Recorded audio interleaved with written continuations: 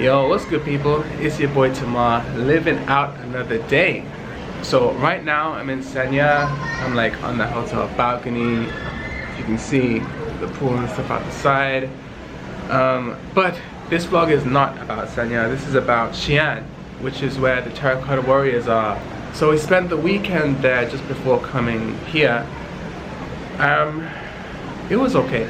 I wouldn't say it's like a must-do, but back when I was younger, we used to have a book in our living room about the Terracotta Warriors, and since then it's always been something on my bucket list, so I had to make sure to go and see it when I had time. I finally decided to try and take some more time out to travel around, like starting this year, so I've been doing a lot of hiking and stuff. And since I have like a week now, took it off, so we spent 2 days in Xi'an and we'll spend the next 5 days here. I leave on the Sunday. Yeah, so for the first part of the trip we took the train, which was around 7 hours from Shanghai to Xi'an. It was chill, it was comfortable, the seats were spacious, it was a nice journey. You could look at a lot. I basically slept and read the whole way. I didn't realize that the train station doesn't open until 5 AM, so we got there at like 4, had to wait outside for an hour. This is in the morning as well, so it was rough. I had work, got home, finished packing around like 10, 11, slept for 3 hours and went straight there. Got to the hotel, and because we didn't want to waste the day, we basically put our stuff down and just went straight out. The hotel was nice. It was the Melon Hot Hotel, close to the bell tower, and the staff were hella nice. I got used to having them open doors for taxis and helping us to bring our luggage and stuff in. Went up to the 8th, and breakfasts were decent as well. I've been to some rough breakfasts in hotels, but they had a decent variety. Had to still get used to how in China they have a lot of like lunch and dinner foods for breakfast, like noodles. You have like some small curries and stuff. It's just a heavy breakfast. It's a heavy breakfast. And so for the first day, we ended up going to walk around, and we went to the bell tower. Yeah, we checked out the bell tower, or what we thought was a bell tower. It was not the bell tower. After that, we went to the Muslim market, where if you look online at Xi'an, that's one of the big things after the Terracotta Warriors. They're like, you need to go and see the Muslim market. The food there is amazing. The street food is cool.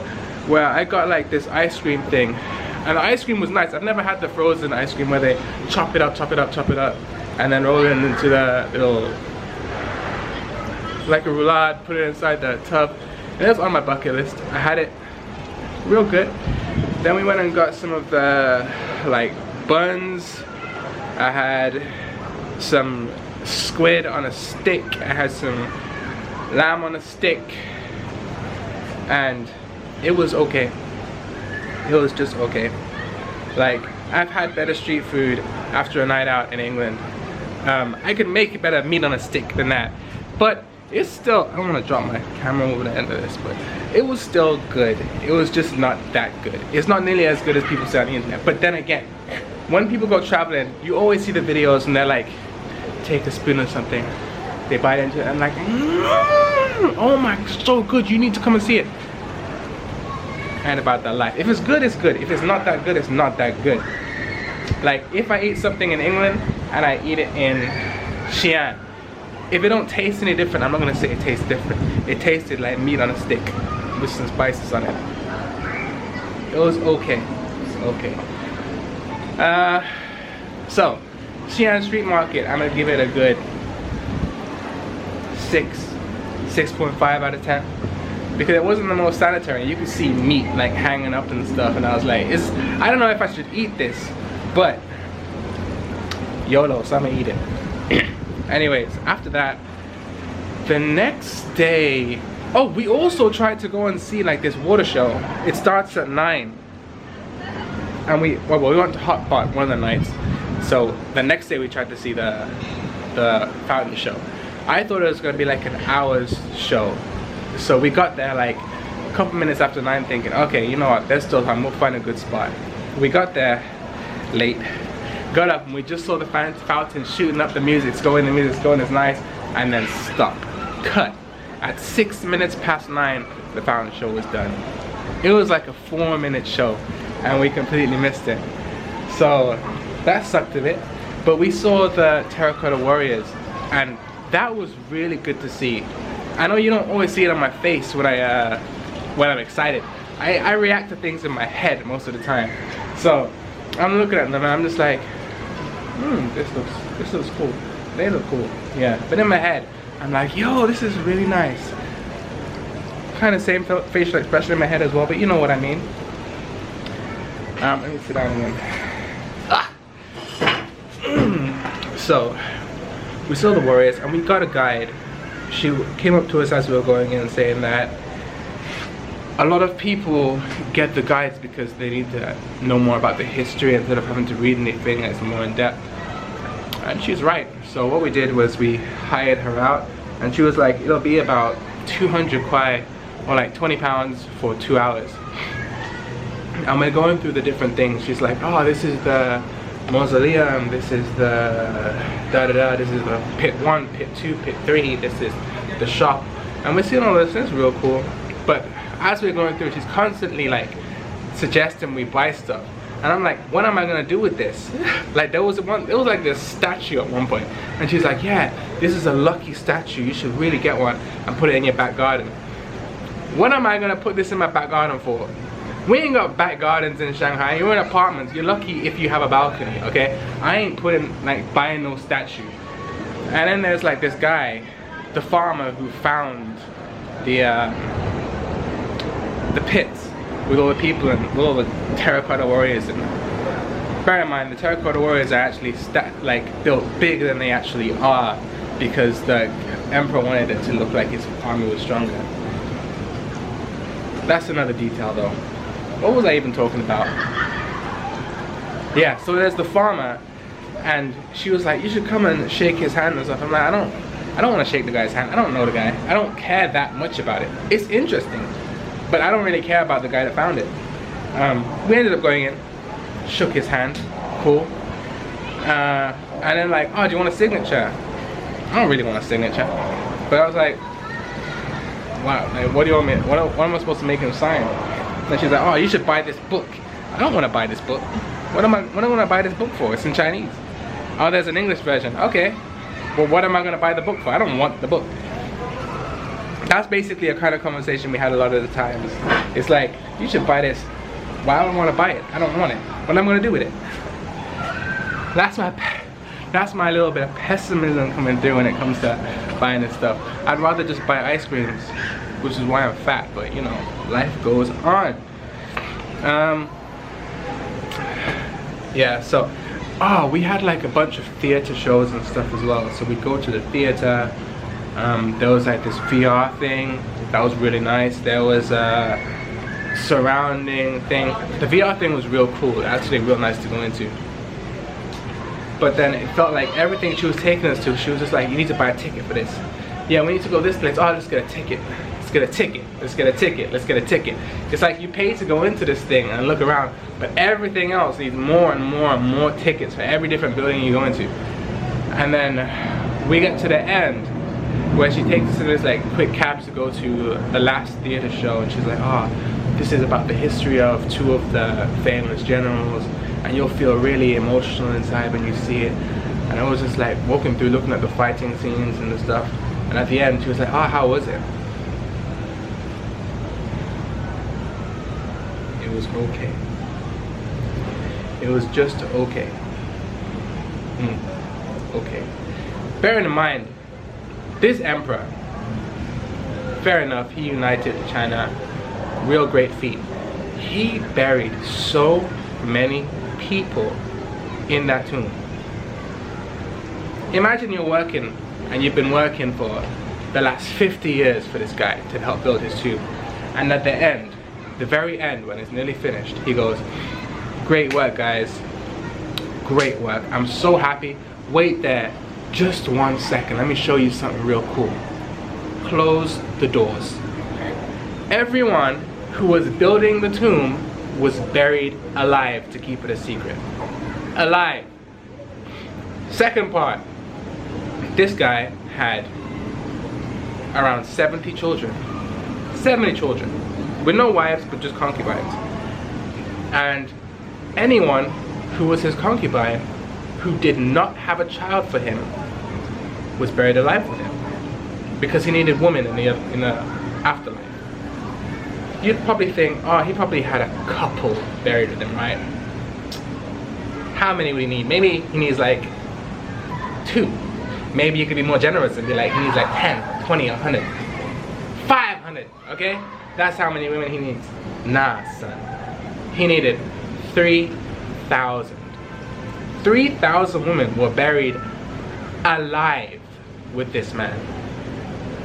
Could you imagine your husband or your whoever it is, your baby father, your wife, baby mother, mistress, whoever you want, just coming into your room one day and being like, yo, I know we're not exclusive, and I know that I provide for you, so you about to get buried alive real quick, but you'll have company. There'll be 3,000 of you. The tears that would fall down my face. And it's not even like you could escape. He's the emperor. He probably knows everyone. Ain't no one gonna watch you get away. You're gone. You're done. You're done. Finish. He did a lot of great things. He did a lot of things that I think are really questionable. But, I mean, history is history. History is history. Oh, I didn't even tell you this section. This woman at the end, right? When she was like, it's around 200 after we finish. We get out of the show and she's like, oh yeah, it's 500. And I was like, why? Turns out, she said it's 200 for the 2 initial steps. Like, the pits and like the mausoleum at the top. She didn't say that if we go down into this chamber thing, it's an extra 100 and something. If we come down to the show thing, then it's an extra 200 and something. So the price goes up. And she didn't say this. She just said the initial fee and then kept saying, oh, there's this, oh, there's this, we should see this. This is over there, I could take you here, I could take you here. She didn't say nothing about the money. Nothing at all. Nothing at all. But in regards to her having explained a lot of stuff, and in regards to her, it was about 4 or 5 hours. I was like, you know what? I don't feel like arguing right now. Just pay. I'm just like, in my head, just done it. Just let it go. Let it go.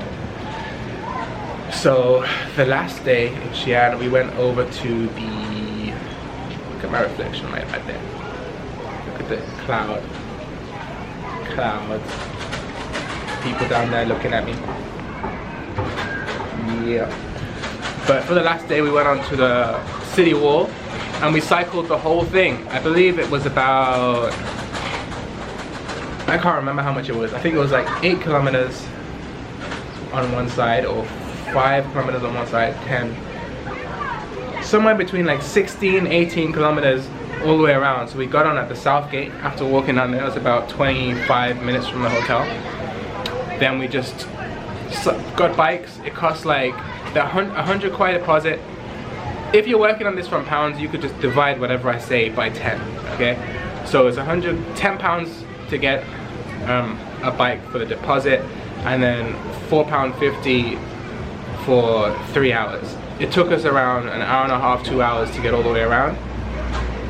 The bikes are not that good. Like, half of the ride was more like fighting the bikes. My legs were like dying out. By the time I finished and got off, I could see like tan lines on my leg. It was hot. And they didn't have enough shops, so it would take like a good half an hour, 45 minutes of riding the bike just to get to a shop that sold like ice creams and drinks and stuff. So if you're walking, you better go to the doctor, make sure your liver's cool, make sure your heart's okay, make sure you drank water beforehand, because there ain't no supplies. There ain't no supplies. You better be fit enough. You better bring yourself a sweat towel. You better bring yourself an inhaler.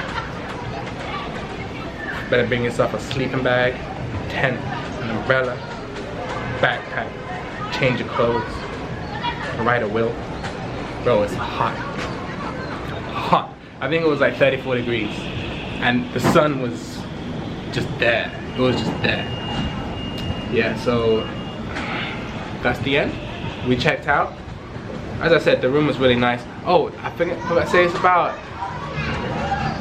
40 pounds or 50 pounds for a night in the London Hut Hotel, which is good. I'll put the video in of the actual hotel because it was really a nice room. The location was super good. If you're back home, it'll probably cost you about 100, 200 pounds a night easily for a room that probably wouldn't even be as good. But this was nice. That's the thing about hotels in China though. Like the prices you get for hotels are really good, and you can find even cheaper ones that'll still be decent. So yeah, it was pretty lit. Then coming to the here, Xi'an, our flight ended up with a 3-hour delay. So we got here at after 9 o'clock at night when we were supposed to land around 7. We got here I think at like 9:30, which sucked again, but it is what it is. We just had to sit on, we sat on the plane the whole time. It wasn't even like we were in the airport. We boarded on time at like 3 something or 3:20, and then we were just sat there until 6:30. It was just long. But yeah, I'll give you a review of the room on some of the activities we did in Xi'an in the next one. All set. Peace out. I appreciate you all for watching, and I'll catch you next time.